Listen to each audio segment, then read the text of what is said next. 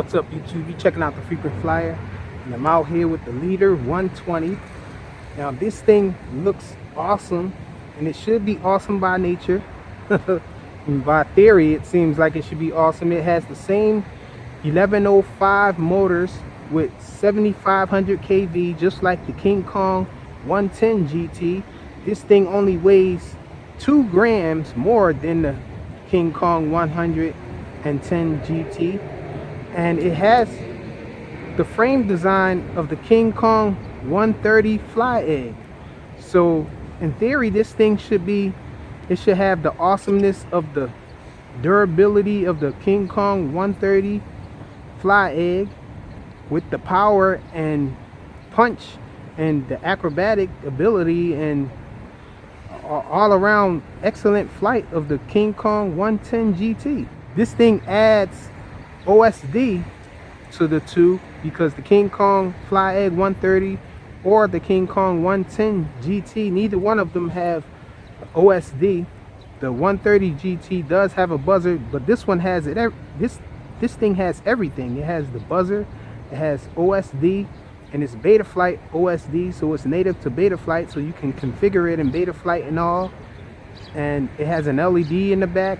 It has the same kV motors of the 110 GT, as I said, and same props, same exact props. And so this thing does have the power of the 110 GT, with all the added things that the 110 GT and the 130 was missing. But that comes with a trade-off. This thing suffers from brownouts. It's very power hungry. Even with the stock battery, it comes with a battery actually, and the battery is 50C, 500 milliamp hours, and it came with a JST connector, and it just browned out all the time. I had a bunch of, the good thing that I can say is I had a bunch of crashes with this thing and not a scratch on it. I've crashed from high up, it's browned out, flipped over. I've had it fly straight down and hit the top of the canopy really hard, and still no signs that this thing is about to break or anything. No chips or anything, no scuffs, not even a scuff on it.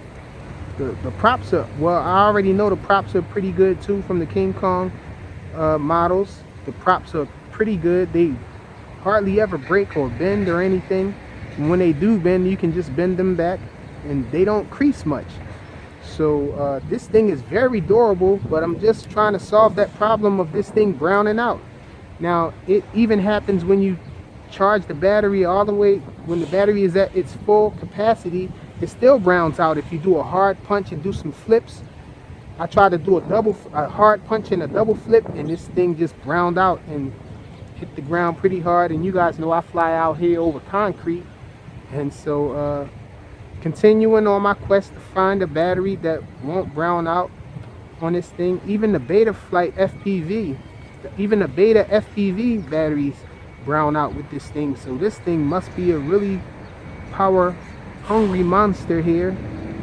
But I think it's just the inclusion of the OSD with these size props here, and the draw of these combined with the 7500 kV motors, 1105s and all, and the OSD and everything sucking power from this thing, along with the VTX. It's just too much, not enough resources for this thing. And so I'm going to try this 3X. So I'm going to try this 3S battery here. This is a Nanotech 450 milliamp hour 3S battery, 65C. I think it's 65, it might be 75C. But this is a pretty good battery, and this is a brand new one. So hopefully this thing doesn't brown out with this on 3S. This is going to be the first time I tried it on 3S as well. I'll try to get some FPV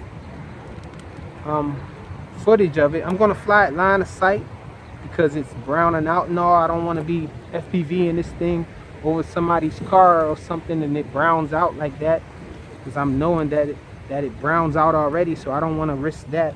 But I will try to hook up the monitor here to record it as I fly it line of sight, so you guys can get an idea of what the video is going to look like.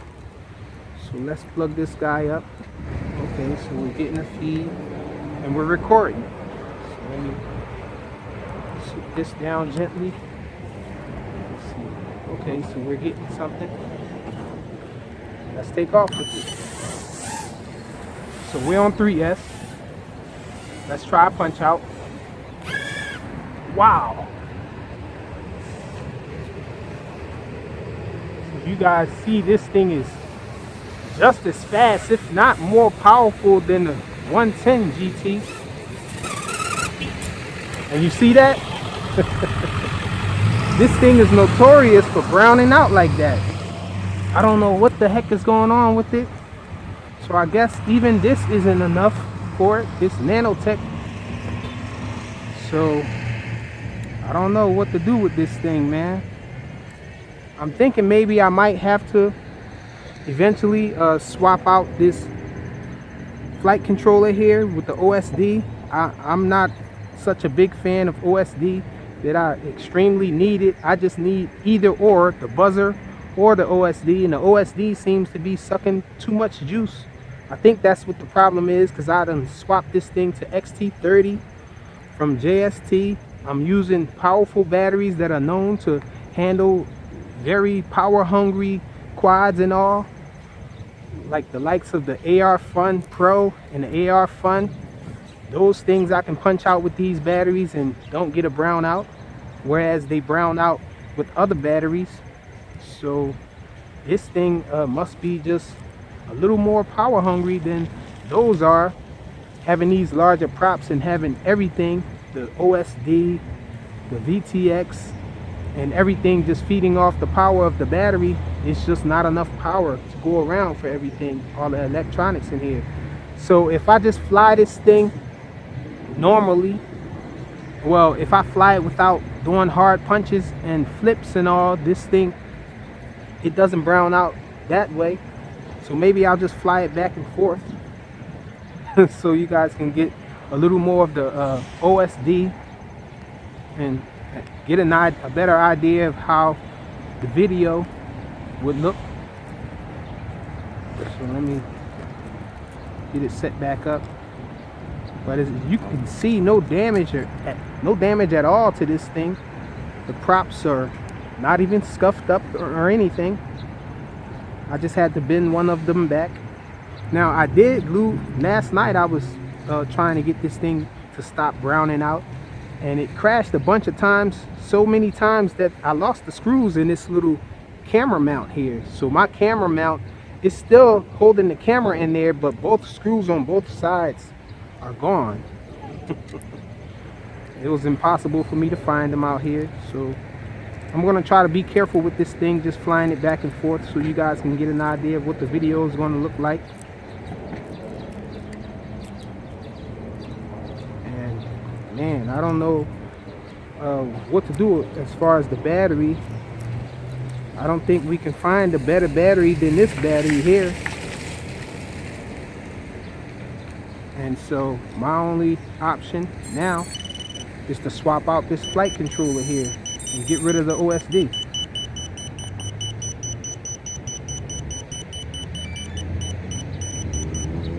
So it's bound. Let's see if we're still recording.